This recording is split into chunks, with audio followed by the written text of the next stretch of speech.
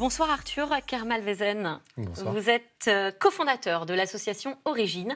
Vous êtes également le co-auteur de ce livre, Le Fils, l'incroyable enquête d'un homme pour retrouver celui à qui il doit la vie. C'est un livre coécrit avec Charlotte Rothman aux éditions L'Iconoclaste. Alors dans cet ouvrage, vous racontez votre histoire bouleversante, la quête d'un enfant né d'un don anonyme de gamètes. Et vous êtes pionnier en France, puisque vous êtes le premier à avoir retrouvé votre donneur. Dans ce livre, on va le voir en vie avec vous, on vous suit tout au long de votre enquête, tel un détective. Et cette recherche, finalement, on comprend qu'elle commence très tôt.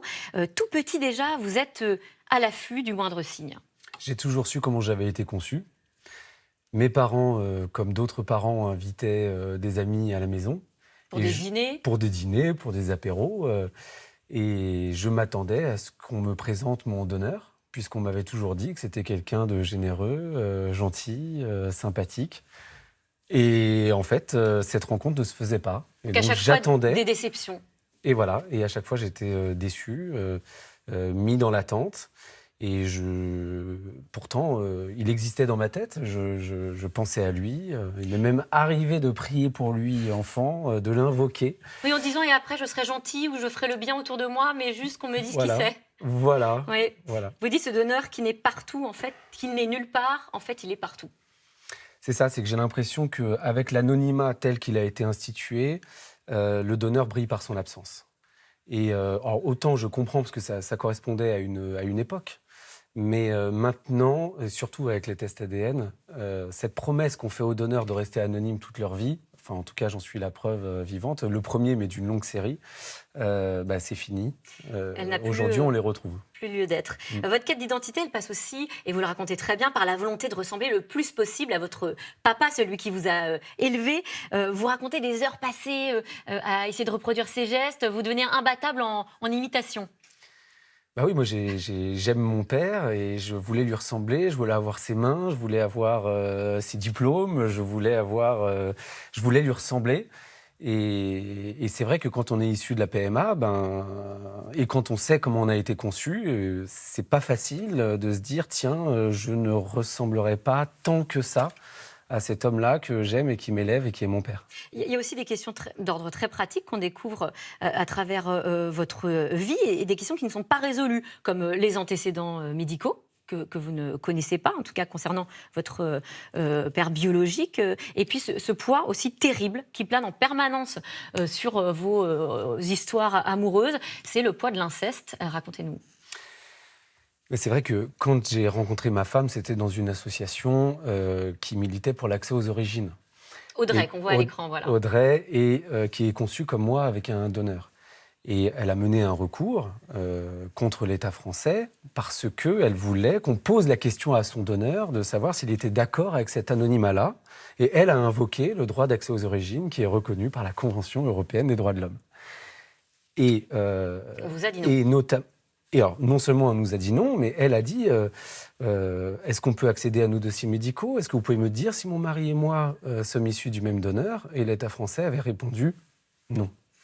Alors justement, vous vous dites c'est pas possible, donc je continue ma quête et tout va basculer le jour où vous décidez d'acheter ce fameux test ADN dont vous parliez en début d'émission. Alors on rappelle, c'est pas autorisé en France, mais on peut s'en procurer aux États-Unis assez simplement. Alors c'est déconcertant de voir à quel point c'est simple d'avoir un résultat et de remonter à ces fameuses origines.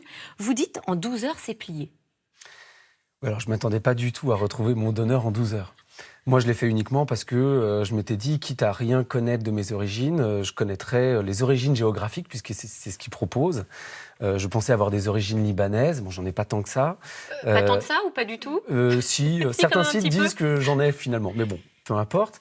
C'est amusant. Je dis ça parce que vous disiez j'avais envie. Oui, j'avais envie. Ça me faisait plaisir cette idée. J'étais persuadé que j'étais plus libanais que ça, en tout cas.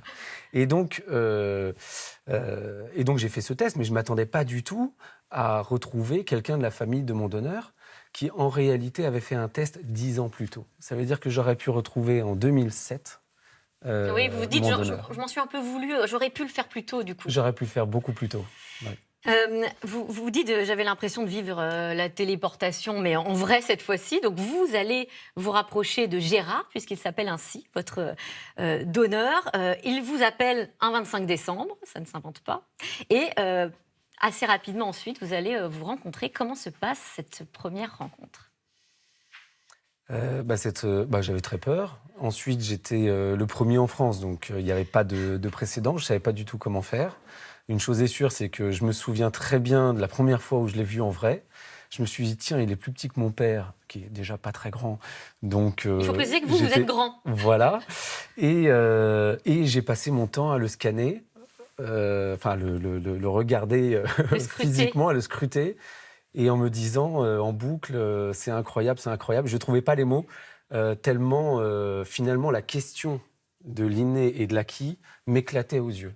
En revanche, il y a quelque chose qui m'a marqué, c'est que ce jour-là, j'ai compris dans le regard de Gérard, mon donneur, que c'était vraiment ce jour-là qu'il était vraiment devenu donneur. Et vous dites aussi que ce jour-là...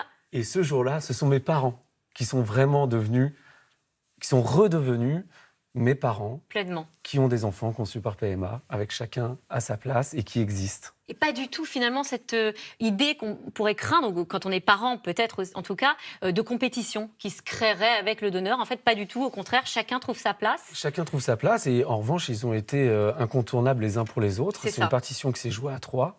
Et quelle ils place ont été complémentaires. A pris Gérard dans votre famille? Parce qu'on imagine que ça ne doit pas être très simple. Vous racontez, par exemple, quand vous posez des questions sur la manière dont vous allez vous appeler, vous surnommer, est-ce qu'on se tutoie, est-ce qu'on vous voit? Il vous propose de vous appeler mon bébé.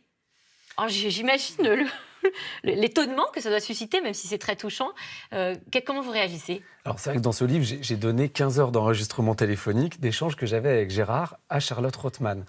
Et si on écoute la bande-son, il y a un gros blanc, parce que je m'attendais à tout, sauf à ça.